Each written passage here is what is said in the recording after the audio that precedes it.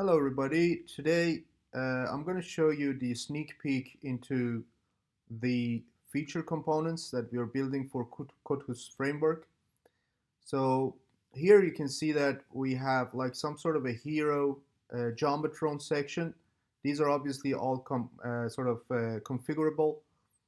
Then we have another feature section that is designed like this, two pictures with like title and subtitle. The next one will be the standard three column feature section, as you can see over here. Then we have the same, but instead we have images here instead of icons, but the images also preserve the height. Then we have the same feature set, but the height of the images are the same. Then we have a feature section that has the image on the right, and then the title, subtitle, and action on the left. We have the same one, but the text kind of overlaps the image, which has a pretty cool effect to it. The same we have for inversion of it, so the invert version. And then we have some sort of a feature kind of gallery section where you have like a big picture and then four small ones over here. This is as above. The only difference is that the invert is the image is on the left, which is exactly like this one. Pretty common features that you'll see in any website or any professional website. Then you have a feature that there's a title over here, subtitle over here with the action.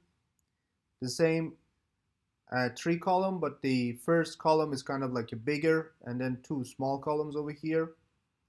Then another kind of feature section that has this layout to it, kind of like a gallery. Then you have this one. Another one, which is kind of like, if you want to contact us or any kind of thing that you want to add information with this layout, the same three column. And then these two, which has the sort of the information overlapping on the image with a background, just like that. So we are trying to now make a component out of these elements, or components out of these kind of sections. And you will see them if you go to kodhus.com/testframework. On this link, you'll see all the components that we have created. The list is going to be added to this, and then soon you're going to get a video on how to actually use Kodhus UI framework to build like amazing websites really quick using the components that we built. I hope you enjoyed it. See you next time.